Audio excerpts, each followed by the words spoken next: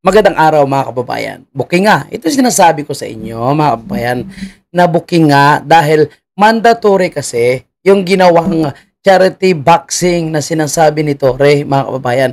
Tandaan natin ha, ginawa lang po nilang promotion yung kay Mayor Baste. Pero sa totoo lang, yung kanilang boxing na sinasabi nilang charity boxing para daw po makalikom ng pera para sa mga biktima ng baha. Matagal na po yan, naka-schedule. So bago pa nagkaroon ng podcast, itong si Mayor Baste, naka-schedule na po yun. So nung narinig nila, itong si Mayor Baste ay nagsalita na gusto niyang suntukin itong si Torre, abay ginamit nila ang isyong ito at pinasalita si Torre na hamunin itong si Mayor Baste para magkaroon ng promotion dito po sa boxing, charity boxing na gusto nilang mangyayari. Pero tandaan natin mga kababayan, lahat sila ay alam nila na hindi po available si Mayor Baste sa sinasabi nilang July 27 dahil may lakad po itong si Mayor Baste. At yung charity na sinasabi nila na nakalikom daw po sila ng 20 million dahil po yan sa mga pulis. Dahil lahat po ng mga pulis ay sinasabing mandatory daw po na kailangang umatin sila or kailangang bumili daw po sila ng ticket. Ayan po yung lumalabas at nilabas po ni General Escobar yan, mga kababayan po natin. And syempre, kagaya sa inasahan, yan po ay i-deny ni Torre Diwata, mga kababayan natin. Anyway, puntahan natin itong sinasabi ni Mayor Baste, no? Pakinggan muna natin ang paliwanag ni Mayor Baste bago natin puntahan itong sinasabi ni Torre na hindi na pala siya kakasa sa sinasabi ni Mayor Baste na reschedule niya yung schedule talaga na available si Mayor Baste. Kasi July 27, wala talaga si Mayor Baste no? Hindi takot si Mayor Baste, hindi umatras. Ngunit wala po siya sa July 27 at alam mismo yan ni John Vic Remulla. So mamaya pag-uusap. Maghintay ka, huwag kang sino para sabihan ako na Sunday ka agad. Siraulo ka man. Siraulo ka naman talaga.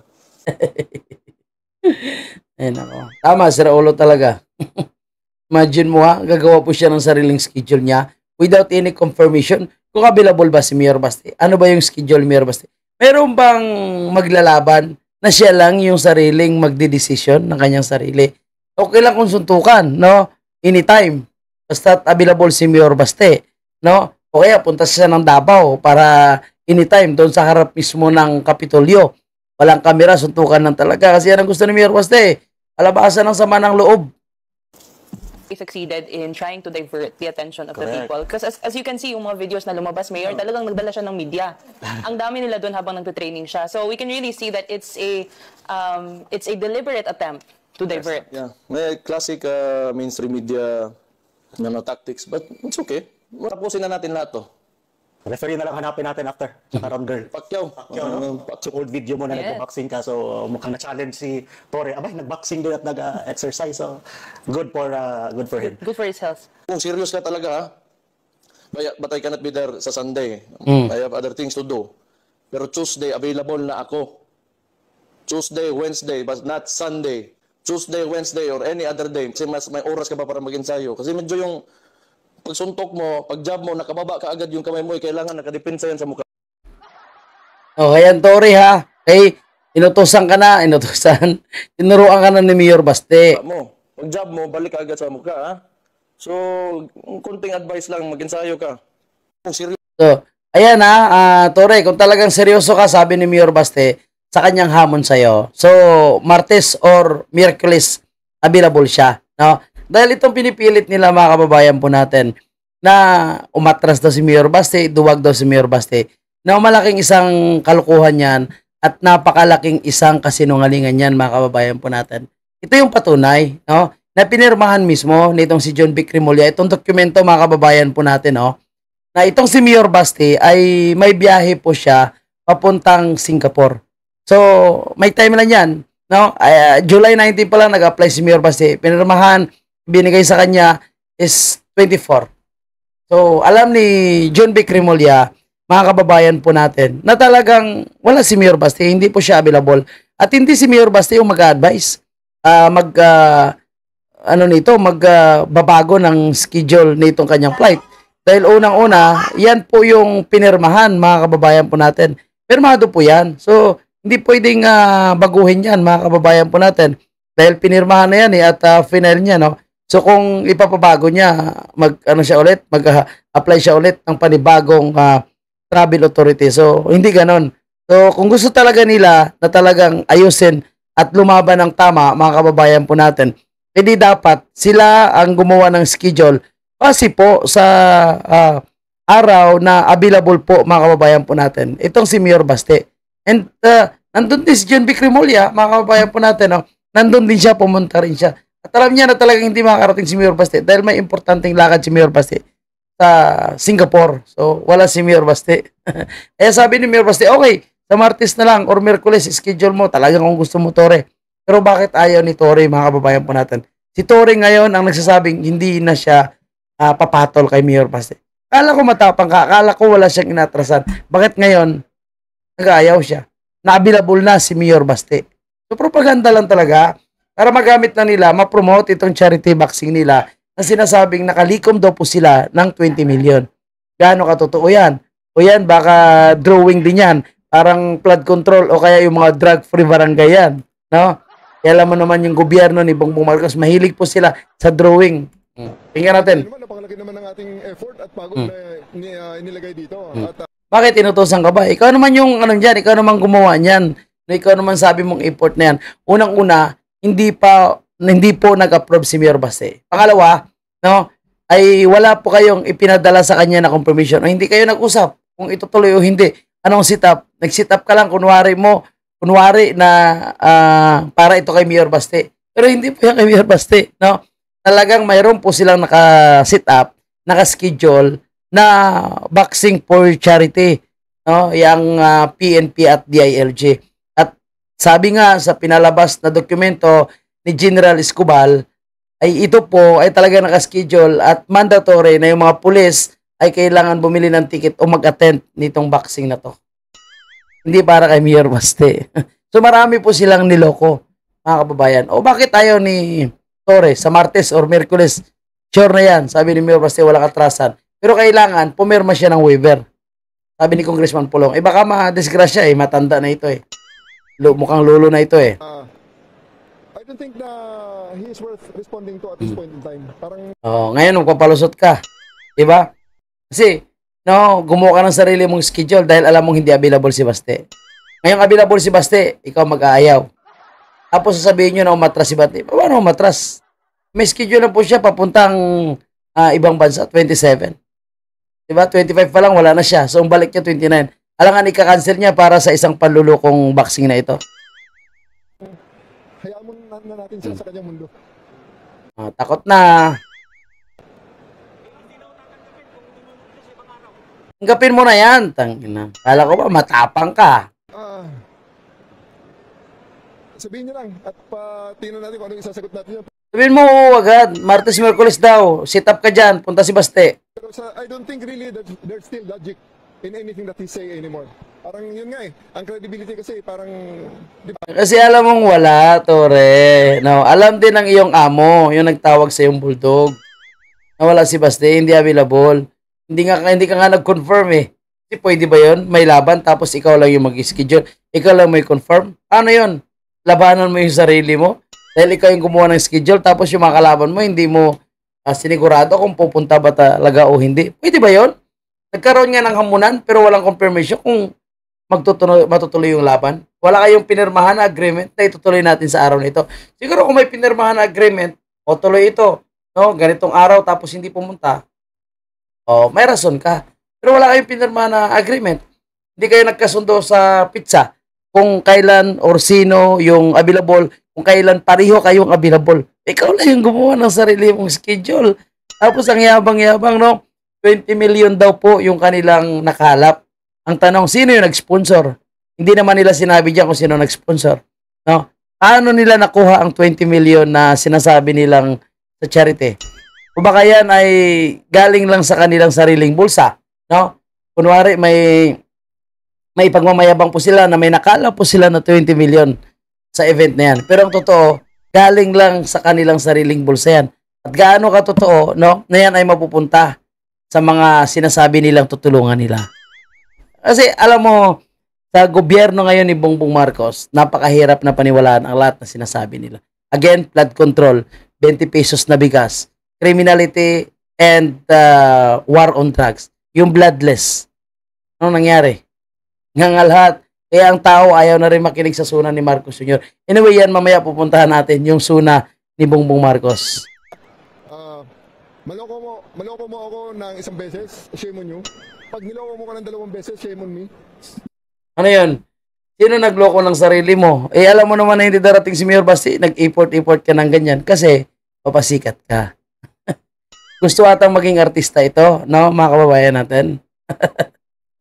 Tapos with trolls, with bayarang vloggers, hindi umatin si Basti, takot si Basti. Kasi alam nila na hindi darating.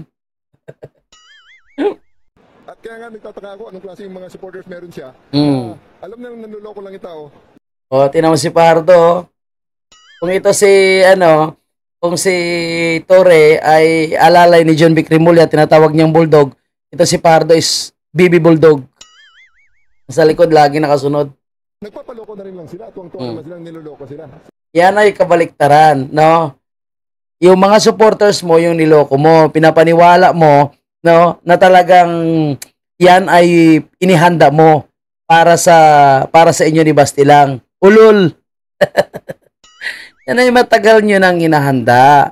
Yung inyong charity boxing na yan. At hindi ka kasama dyan. No, pinasok mo lang yung sarili mo dyan, Tore. Dahil narinig nyo na may naghamon si Basti.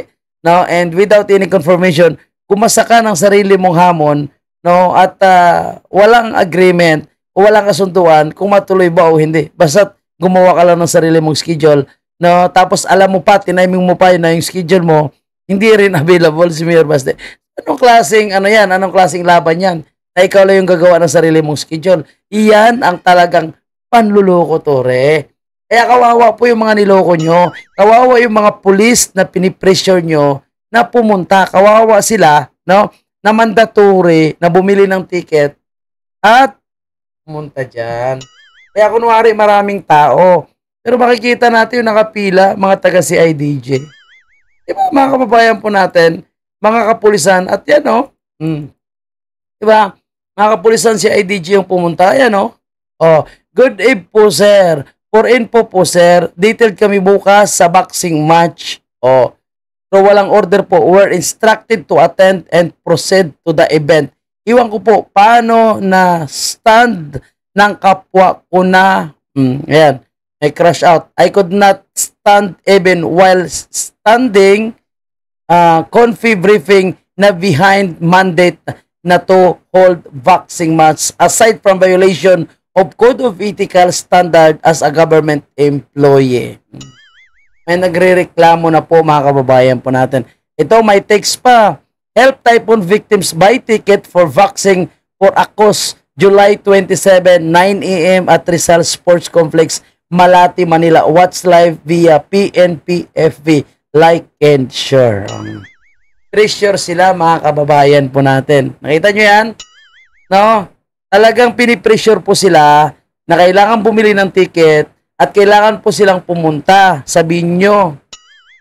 Tapos sabihin nyo na talagang, naloko yung mga supporter ng mga Duterte. Kayo yung manluloko. Hindi naman tayo, brother. Hindi tayo kasali sa mga tao na pwede niya lokohin all the time. Kawawang Tore. Bayarang vlogger, bayarang media, troll farm, wow, perfect Ricadas. I think so. Yeah, marami akong ibang trabaho and he's really not worth responding to. Marami kang gagawing trabaho, pero nag-jogging ka sa ulan. Marami kang gawing trabaho, pero may time ka pa mag-training kasama si Bongbong Marcos. Diba? Ay, naku, mga kababayan po natin. Ulit, no? Ang boxing na yan, talagang hindi available si Mayor Basti dahil may travel siya. And ito, kung gusto mo talaga, Tore, Martes or Miyerkules, no, magkapermahan, no, na dapat kung anong mangyari sa'yo, walang pananagutan si Mayor Basti. Yun ang gusto mangyari ni Congressman Pulong Duterte. Anyway, puntahan natin, mga kababayan po natin. Suna na po ni Bongbong Marcos. No? May pakialam ba kayo? Yan po yung tanong ng News 5, no, sa mga kababayan natin. May pakialam ba kayo sa suna ni Bongbong Marcos? Ako personally, pag tanungin ako, sabihin ko wala. Bakit? Ano pa yung mapapala natin sa kanyang suna. Puro lang kasunangalingan yung sasabihin dyan. And kung ano yung aking sinasabi, tingnan natin kung ano sinasabi naman ng ating mga kababayan. Wala. Kasi ang dami ng sonang Wala. tumaan na wala man ako pakialam. Kasi I think politics is something na biyenta sa control ko. Kahit anong comment ko dyan, kahit anong paking ibigay ko dyan, I think wala yung magagawa sa buhay ko. Di ba? Wala talagang magagawa. Kasi wala rin siyang ginagawa. Sila nang bahala dyan. Actually, ngayon, wala na akong pake sa SONA kasi Ako, ano ba yan, Bongbong? Ibig sabihin ng walang paki sa suna, ayaw na rin marinig ang pagsuna-suna. ang gulo na ng politika natin eh. Sila po yun ang gugulo, ate. No? Kasi Uniteam nga tinulungan po sila manalo dahil sa Uniteam. Tapos nung nanalo na sila, yung nagpapanalo sa kanila at bumuo ng Uniteam, tinanggal, ipa-impeach. Ewan ko, nagkakagulo-gulo sila dun. Parang wala silang pagkakaisa. So, Sila lang po yung magulo, ma'am. ano pa ba ako sa SONA na yan? Yes, may pag-alam ba ako sa SONA? Oy, buti naman, mayroong pakialam. Gusto ko marinig kay President is yung mga about agriculture, yung mga sa farmer sana matutukan nila. About sa SONA. Yung SONA na yan, State of the Nation Address, siguro parang wala. Kasi parang Ako ba? Mga kababayan natin, walang pakialam sa sunan ni Bongbong. wala naman akong, pag naririnig ko yung mga yan, sinasabi nga nila, nagbabanggit-banggit na kung ano-ano mga plano, pero hindi naman natutupad lahat eh. Tulad ng mga Wala talaga natutupad. Tulad ng flood control na nga nangyayari Agoy, flood control, fact check. ngayon. Parang wala naman nangyari. Magkano yung budget na nabigay? Ang dami na 1.2 trillion almost ang budget po para sa kalaman natin lahat. baha pa rin. Pero sinasabi nila kasi dahil doon sa basura. Pero dapat nag-action pa din tayo. Ay, nakong sakit ng katotohanan, no? Ang pakialam ko dyan siguro yung mga outfit when it comes to their fashion. Yun lang. Sana all pakialam sa outfit. May pakita ba sa SONA? Wala akong paki sa sona. Ano ba yan? Lahat na lang, walang paki sa zona. Yan. Bakit wala kang pakita sa SONA? Wala lang. Kasi? Wala lang akong paki. Sa ngayon, wala akong pakialam sa SONA dahil wala naman nakikitang pagbabago as of the moment. May pakailan po ba sa SONA? Hindi ko po sure. Kung may rating Walang pakialam, hindi ko po sure. performance ni BBM, itong mga nakarang 1 to 100, ano pong rating? Siguro balance yan. Mga 75. 75. Buti binigyan ng 75. Oo. Nagalaw naman siya, pero ang gulo pa rin nila eh. 1 to 100, I think 50. Kasi 50. sa totoo lang kasi parang hindi ko siya naramdaman. 1 to 100 Hindi mo ba nararamdaman? Ayun ako. siguro, average na ng 70. 70 kasi although may mga bagong batas tayong nararanasan ngayon, parang still yung progress natin is napakababa pa rin. Yun, ang galing. Wala talagang progreso as in. Malayong malayo sa napangako ng eleksyon. Anong Grabe yung mga sagot, mga kababayan po natin. rating mo sa kanya, sa performance niya? 20. 20? 20 lang yung ratings na binigay. Bakit dapat magkaroon ng pakialam yung mga taong SONA? As citizen, yung gagawin naman ng president is para naman sa kabutihan natin, kaya dapat tayo ay may pakialam. Pang Miss Universe na sagot. Ano po yung gusto niyo pong marinig? Sana bumabasa ng mga presyo na bilihin, yung mga ng bigas, asukal, kape, ganun. Ano ba? Wala tayong asahan dyan. At saka yung sa mga, yung halimbawa, yung mga tao na nakaroon ng mga alipunga, yung mga sakit, dengue. Sir, meron ka bang nagustuhan na project or batas na naipasa ni BBM? So far, parang it's a continuation lang naman eh. So parang wala pa ako nakikita ang masasabing wow factor for now. Wala talaga. Wala akong alam na pasya niya nagustuhan ko eh. Proyekto pa eh. Proyekto? Ano ba nagustuhan yung proyekto niya? Yung kadiwa, binalik niya lang yung kadiwa ng tatay niya eh. Kung bibigyan po kayo ng pagkakataon na mag-suggest kung ano yung mga dapat bang patupad na proyekto or batas ni BBM, ano po? Ngayon, Hirap mag-isip, no? Wala ka talagang maisip na proyekto niya, no? Na maganda ngayon. Sorry, meron din naman yung pagpunta-punta niya, pag-ikot-ikot niya, ano? Yung 5,500 flood control, baka magustuhan nyo ate. Pero magkaisang muna sila. Siguro more Actually, yung magkaisa na yan, talagang matagal na yan. Sila yung sumisira talaga. Totoo lang. policy sa mga middle class, mga taxpayer. Kasi tayo lahat yung mga napag-iiwanan ng batas eh. Yun lang sir, wala tayong kasahan dyan sir. 20 pesos na bigas, wala nagko-comments. Ano naman mo ba yung 20 pesos na Ay, ito, comment niya sa 20 pesos na bigas. Abangan natin. Ay, hindi. Kamahal-mahal nga ng bigas eh. Hindi ka nakabili ng 20 tay. Sa SONA, sa Naku po mga kababayan. Wala talagang pakialam yung ating mga kababayan sa SUNA, no? Ito yung malinaw talaga ng mga panluloko, parang boxing lang ni Tore. Na talagang marami pong mga naloko, no? Dito po sa propaganda. Ang hirap ng gobyerno natin ngayon, puro propagandista yung nakaupo. Propagandista na nga po yung nagsasalita, yung tagapagsalita, no? Propagandista pa pati yung PNP at mismo yung DILG secretary natin. So, pasensya na lang, no? Marami po yung mga binaka, marami po yung mga nangailangan ng tulong, pero mas inuuna pa ngayon ng gobyerno yung kadramahan nila, smoke screen, gumawa ng gimmick para lang makalimutan ng taong bayan yung 5,500 control, yung mga flood control na binadgetan na ayon po sa report ng NET25 ay halos umabot na ito ng 1.2 trillion. Pero random pa rin natin, ang baha, hindi ang solusyon. At syempre, yung mga mahihirap, yung mga nag-aabang sa tulong ng gobyerno, nag-aantay pa rin ng tulong ngayon, pero mas inuna pa rin nila na asikasuhin ang impeachment ni VP Sara. And yung mga, ngayon yung mga kongresista pumunta sila sa simbahan, no? 200 po sila yung pumunta at ewan ko kung anong nangyari sa kanila, kung nakalabas ba sila na ligtas, no? Kung nasunog ba sila o hindi, no? So ito yun mga kababayan natin, pakita ko lang sa inyo, ayan, no? Okay. So, liwanagan, natin, adjust natin yung light para makita nyo mga kababayan po natin. Okay. So, 200 sila pumunta. Ayan o. So, 200 na mga kongresista. Ayan o. So, nagsimba po yung mga 200 na mga kongresista mga kababayan po natin. At yan, sa pagsimba na yan, kasama din po nila actually yung pamilya ni Martin Romualdez. So, ayan o. Nagsimba din po si Martin Romualdez. So, ayan o. So, pumunta sila sa simbahan, nanalangin po sila na magkaroon pa sila ng maraming grasya at disgrasya sa mga kababayan natin. So, yan lang muna, baka kung saan-saan pa po tayo pumunta. Bukas po yung ating comment section para sa inyong komento at opinion mga kababayan po natin. Huwag kalimutan mag-like and share and shout out po sa ating mga super thanks, ating super chatter and the rest na tumutulong sa paglago ng channel ng ating kababayan Viral Page. Mabuhay po kayo lahat. Mabuhay ang bansang maisag.